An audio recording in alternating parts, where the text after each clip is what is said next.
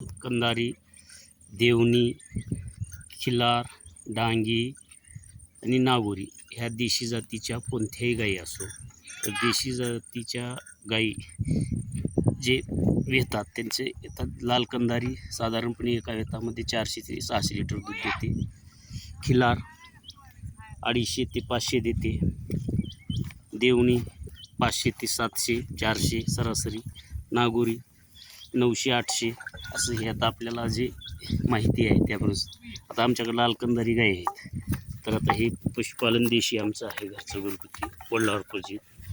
तर एका दिवसाला ते पौष्टिक आहार दिला, चांगलं खाद्य दिलं, चारा पौष्टिक आहार व्यवस्थित ओला चारा आहे, तर दिवसाला 2 लिटर 3 लिटर म्हणजे एका वेळेस 1-1.5 ते जास्त व्यवस्थापन असेल तर 2 लिटर हे दिवसात 3-4-2.5 असं सरासरी त्यांच्यात.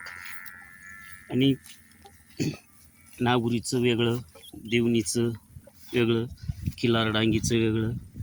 तर गाईचं आपण वेत म्हणजे एक गाय येऊन पुन्हा ती गाभण म्हणजे हिटवर माझावरती येईपर्यंत गाभण राहीपर्यंत तिला एक वेत म्हणतो. तर एका वेतामध्ये गाईचं आपण किती दूध काढायचं असतं आणि किती दिवस काढायचं, तर गाईचं आपण वेतामध्ये 240 ते 280 म्हणजे 7-8 महिने, त्याच्यापेक्षा जास्त दूध काढायचं नाही. त्याच्यापेक्षा जर जास्त दिवस आपण दूध काढलो तर गाईच्या आरोग्यावर परिणाम होतो, प्रजन क्षमता थांबते, गाय लवकर भाकड होत नाही, त्यामुळे गाईच्या पुढील वेतावर दुधावर परिणाम होतो आणि गाय लवकर माझावरती येत नाही आणि गाईचं पुढील वेतामध्ये दूध कमी होतं आणि गाय दूध देऊन देऊन अशक्त बनते आणि गाईच्या जे दुधातील कासातील पेशी आहेत, कास लहान होतो, दुसऱ्या वेळेस दूध उत्पादन घटते.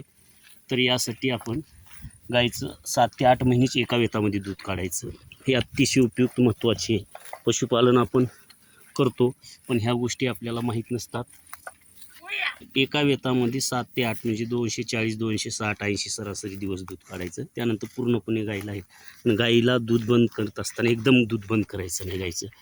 तर दिवसातून 2 वेळेस काढतो तर एकच वेळेस काढायचं. पुन्हा असं करीत करीत 3 दिवस आड काढायचं, पुन्हा 1 दिवस आड, पुन्हा 3 दिवस आड, असं करीत करीत करीत गाईला भाकड करायचं आणि शेवटचं दूध जे आपण गाईचं काढतो ते पूर्णपणे दूध कासातून छाटून काढायचं. गाय लगेच माझावरती हिटवर येईल, गाय गाभण राहील. आणि गाईला जो आपण खुराक देत असतो तो खुराक कमी कमी करायचा, खुराक द्यायचाच नाही.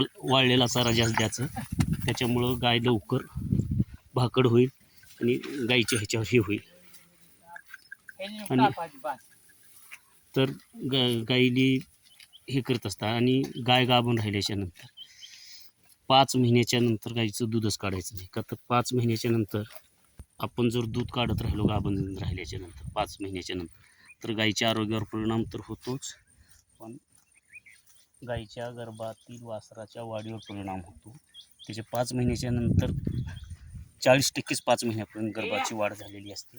त्याच्यानंतर ती बाकीची वाढ ही जसं होईल शेवटच्या 2-3 महिन्यात 60-70% वाढ होते गाईच्या गर्भातील वासराची. आणि गाईच्या कासातील पेशा कास मोठ्या होण्यासाठी, दूध जास्त उत्पादन होण्यासाठी, दुधाचा दुसऱ्या वेतात वाढ होण्यासाठी पेशासुद्धा पुनर्जीवित होणे महत्त्वाचे असते.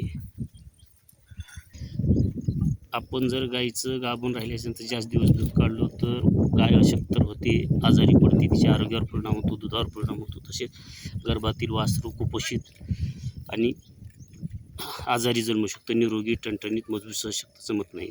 गर्भातील वासराची वाढ होणं, त्यासाठी गाईला त्या कालखंडात 2-3 महिन्यानं च्या कालखंडात पौष्टिक आहार द्यायचा, पौष्टिक हे करायचं. हा व्हिडिओ आवडला शेअर करा. अशाच नवीन नवीन माहितीसाठी पशुपालन, गायपालन, दुग्ध व्यवसायासाठी चॅनलला सबस्क्राईब करा. हा व्हिडिओ पशुपालकापर्यंत पाठवा.